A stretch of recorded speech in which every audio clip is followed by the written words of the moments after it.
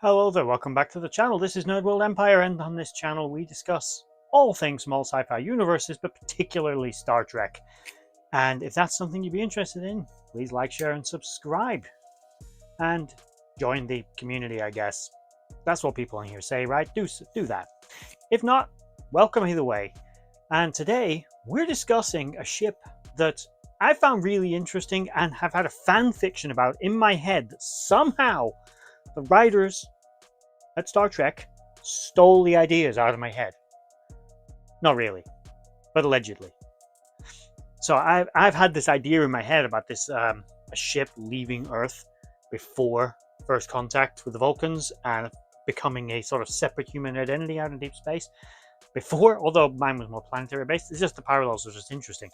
Skipping that, we're talking about the Scavenger ship, or the XCV-100. So, what was the XCV-100? Canonically, this is the second class of this ship encountered, or rather seen and identified, confirming that this ship did exist fully in canon. Now, of course, there has been another one of these ships, the so-called ring ships, the XCV Enterprise 330. Don't know if that means there were 330 of these things. I doubt it, considering registry numbers from Earth, where starships are concerned, are not consistent like one after the other. That's not really what they mean, or at least that doesn't appear to be what they mean. Whatever it means, it doesn't mean that, most likely. Either way, that is the second ring ship built by Earth, which has been identified. It also confirms, as an aside, an end to a debate as to when exactly the ring ships were commissioned. There's been a lot of debate over the years as to whether or not the ring ship Enterprise was a warp ship built just after first contact, or if it was a pre-warp vessel operated by Earth. Literally, there was that little information on this ship. I've actually done a video on it before, that canonically, we knew very little about it other than that it existed and was called the Enterprise XCV-330.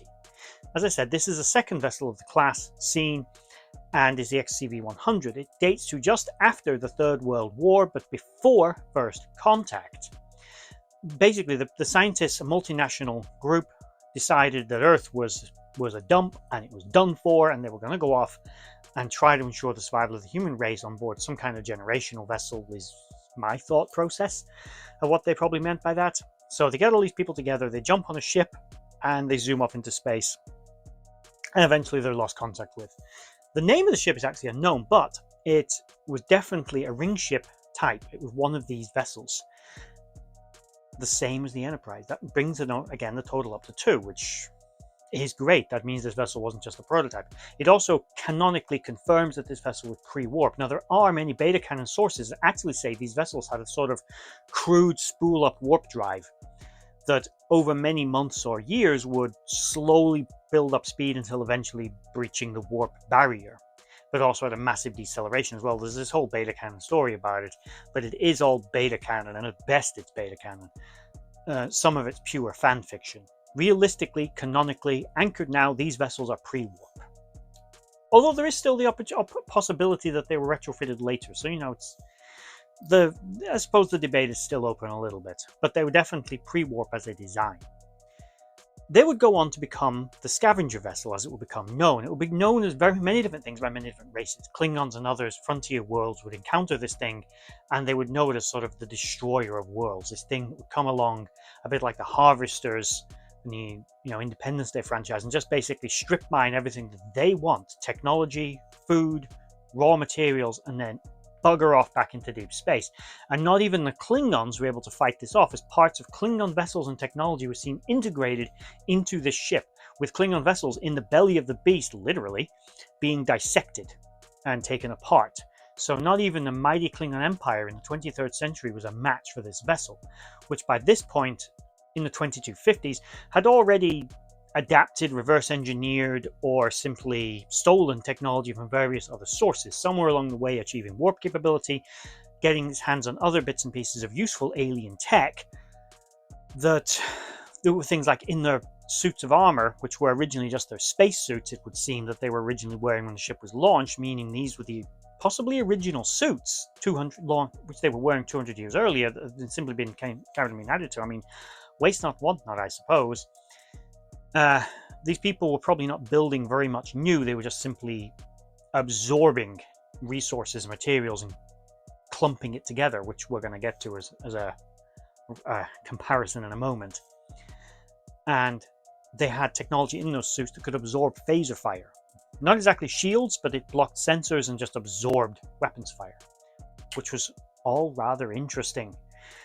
I have questions about this ship, which we will get to, but first, let's get to the what exactly is a scavenger ship. In Star Trek, scavengers, every race has scavengers. The Ferengi scavenge, Starfleet scavenge. There are reclamation facilities where old ships are taken to, they're taken apart, and they're dismantled. There are whole civilizations in Star Trek that could easily be called scavengers.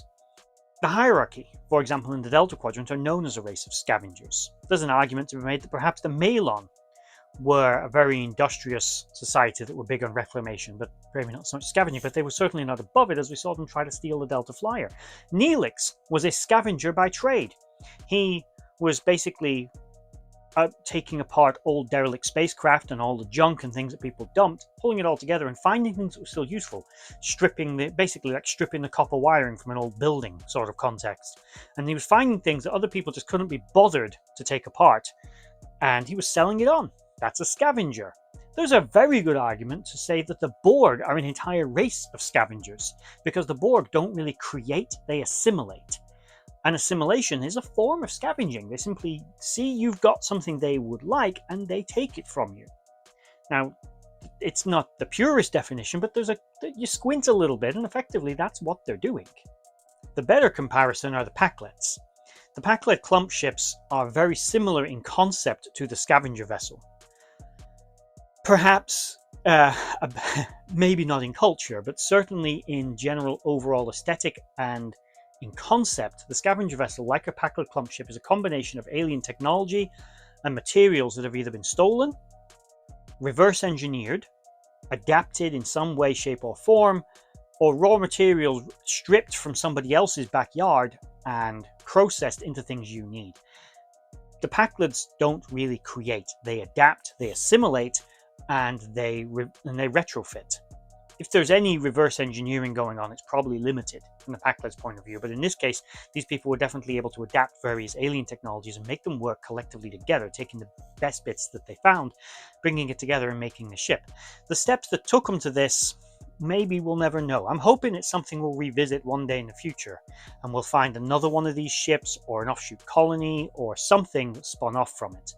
The vessel itself is rather fascinating though, albeit again I have questions. When it was first introduced, I think we all thought, they're doing a doomsday machine. We see something hit hard on the planet, fracture the mantle, blow loads of stuff up into space. Doesn't destroy the planet, this isn't the Xindi planet killer, but it does basically create a planet killing hit. And in doing so, it exposes the materials that they wanted, and they were then simply able to extract them. This is incredibly wasteful as well, I should point out, and highly inefficient. It could be a method that they use purely because they don't want to stay in one place too long, because it would make them vulnerable. So if they hit hard and fast, yes, it's destructive, but they can take the bits that they need and then bugger off before anyone is able to respond and maybe try and drive them off or destroy them. What, again, in the past 200 years, what events and things that shaped this mentality is hard to say, but I do like that they weren't afraid to make these people human. And it's something that I feel that sometimes Star Trek shies away from. If you're a human and you're a villain, you're Khan, or you're something like that, or you're a freedom fighter like the Maquis, there's always like subtext to it. You never Gul Dukat, basically. But they go there in this episode. The humans are just the villains. Even the Gorn are afraid of them because they're so powerful. They're utilizing the best bits of technology they've encountered from various sources that they've clumped together and made into something even more powerful. The ship has, in one shot, the destructive potential to do that much damage. It does have conventional weaponry, but it seems invulnerable to weapons fire. Phasers, torpedoes simply bounce off it.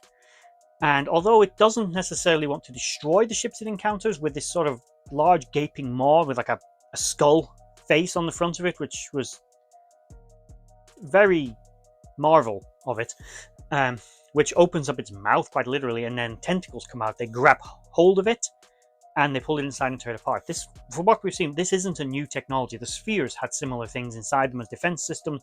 It has been seen once or twice here and there throughout Star Trek, so this is not necessarily a new technology. It could even be something they stole. They may have even got it from the repair station, which is or an Enterprise, which had similar devices. It's possible. It's just weird. It's basically a very, very strange grappling hook, isn't it? With magnetic constrictors or maybe little tractor beams to hold onto it.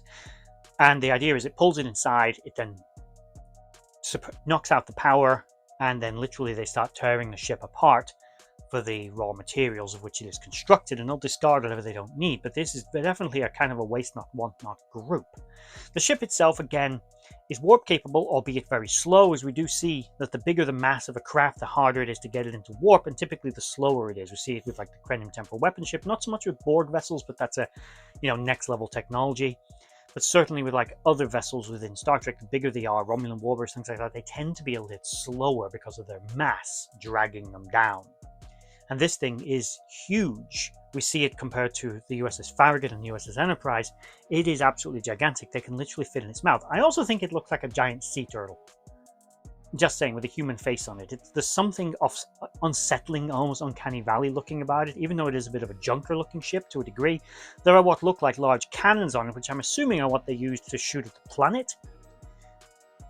But we never really got to see them properly in use, did we? The vessel utilizes some kind of stealth capability, although it's hard to say exactly what. It's probably not a cloaking device, but it's definitely designed not to be detected, because Starfleet's not really seen this thing and no one ever seems to see it coming. It was able to, a thing this big was able to sneak up on the Enterprise, on the Farragut rather, and blast a planet from underneath them. It's a cool concept, but my main thing was I was happy it wasn't a Doomsday device, the Doomsday machine rather, and that they made the villains humans. I kind of figured it out part of the way through that they were going to make the villains human, or I decided to feel that it seemed like it was going in that direction personally. Let me know if you guys did. Let me know in the comment section down below if it was that painfully obvious to you as well, that these were likely going to be humans. They seem to be setting it up. But I did like that they went there. I did like that they just finally showed some humans as nasty, vile creatures we can be. These people were more than willing to wipe out entire populations, destroy innocent starships. They destroyed a Klingon vessel. Did that Klingon ship deserve to die? Do we know anything about the crew? Not all Klingons are mindless savages. Worf, for example, you would never call him a mindless savage, and he is a Klingon. So to say that those Klingons were not innocent victims of the ship, that they weren't targeted just for being there, just for maybe having a warp signature they liked, or a power signature that they liked, or being made of something that they thought was useful. These Klingons were killed and their ship stolen. That is not acceptable, and is no better than what you would consider to be the mindless savages, your Klingons, your Breen, your Gorn. No better, and it does show that humanity is not the evolved superior race it sometimes likes to portray itself as, with the friendly face of Starfleet. Now you could argue again, these people are pre-first contact, but they're not anymore. They've been out here for 200 years. They know full damn well there are advanced alien civilizations, and they'll probably know they're not all violent. But yet, still, they attack, and they kill and they destroy. The ship, though, is it's ugly. Let's face it, it's ugly, but it's kind of beautiful ugly to me. I really liked it. I liked that it was this. It had this feel of being deliberately menacing, because there was no need for the front of the ship to have a big ass skull on it. These people saw themselves in some kind of Blackbeard and the Jolly, and the Queen Anne's Revenge of deep space, didn't they? They were Hook and the Jolly Roger. They were the Golden Hind, hitting all the booty ships out there. That's how they saw themselves. This was their pirate flag. They were buccaneers on an adventure, but not really. They were the bad guys, but I bet they didn't see themselves as the bad guys. They saw this as a necessary existence, a way to ensure the survival of the human race, not to settle the world. But the problem was they took Earth's problems of the mid-21st century with them. The excesses, the abuse of resources, and the basic humanity first policy of humanity at that time, they took that concept with them. And they took all the destructive qualities that it brings with it. they didn't learn the lessons of peace and equality. They didn't learn like an end to homelessness, an end to world hunger, and going forward as a single united people, the united earth, and eventually founding the Federation. They took the concepts of over exploitation of natural resources, the destruction of the natural environment, and just the waste of lives that come with that, and the needless, pointless, constant expansionism, the constant hunger for resources and material goods that defines the people of the 20th and 21st centuries. That was what they took with them, and that's what this ship in effect represented: excess, greed, colonialism to a degree. It was the embodiment of all the worst aspects of humanity. And once it encountered Starfleet and the Federation, juxtaposed against that, it was shown for the dirty, black, monstrous, giant space turtle that it actually was. The horrible deep space coal ship blackening every world that it encountered with disease and destruction and exploitation. But as a concept, I really liked it. I'm sad that they destroyed it in just one episode. I would have liked to have seen more of it. A couple of questions that I do have. One, what exactly the F did it fire at that planet? Where is it getting that level of power? Do you know how much energy is needed to do that? Did it just fling an asteroid at it? Did it fire a weapon at it? If it's that powerful, Farragut and the Enterprise stood no chance. It would have wiped the floor with them. I know it wasn't trying to destroy them, but it would have wiped the floor with them. It simply doesn't matter. And it has that kind of power for its weapons. It's probably got that power for its engines. So it being stuck at something like warp 6, warp 7, probably not so much of an issue for it. My other question was, they say, and this was just an observation, I was thinking when watching it, they say there are 7,000 life signs in the debris field. Oh my god, they're human. And, you know, there's a big moral quandary, which, by the way, Kirk, you made the right call. Doesn't matter that they were human. Did you think less? Do you think it was easier to kill them if they were Klingons or Gorn? Why? That's an ist. That's what that is. Just because they were human didn't make them any less the monsters that they were. They were still monsters. They were responsible for many deaths and needless destruction. They deserved what they got. So there was no need to feel guilty. And on that matter, 7,000 in the debris field. How many were actually killed in the initial destruction? Do we think every last man, woman, and child, and there would have been children? That's sad, I suppose. Because they would have been innocent, but they were part of that culture, I suppose. That's a different moral debate, which you can have amongst yourselves. But I thought, right, 7,000 doesn't seem many to have come from a population of 200 after 200 years. And also, I'm betting there was probably double that just died when the ship was destroyed. And 7,000 is what survived the destruction. So actually, the death toll, Kirk, much higher. You're going to feel guilty, a bit more guilt to feel. But we won't dwell on it because they deserved it. If there were innocent children and others aboard that ship, those in charge, those commanding that vessel, those who chose that life and perpetuated it, were the ones who were responsible for their deaths. Not Kirk, not the Enterprise, not the Farragut. And that's my stance on it. What is yours? Let me know in the comment section down below. What did you think of the vessel in and of itself as well, incidentally? I've seen very divided opinions about it. I personally think it's a beautiful ship. It's ugly, but I still love it. I still loved it. Not like the Narada ugly. The Narada was just an ugly, stupid ship. And I saw it compared to the Narada, and I understand the comparison, but this ship is just ugly beautiful. But that's my 2 cents on it. Let me know in the comment section down below what you thought of it. Please like, share, and subscribe. We're at the end of the video. I hope you enjoyed it. If you made it all the way to the end, thank you for watching. Bye-bye.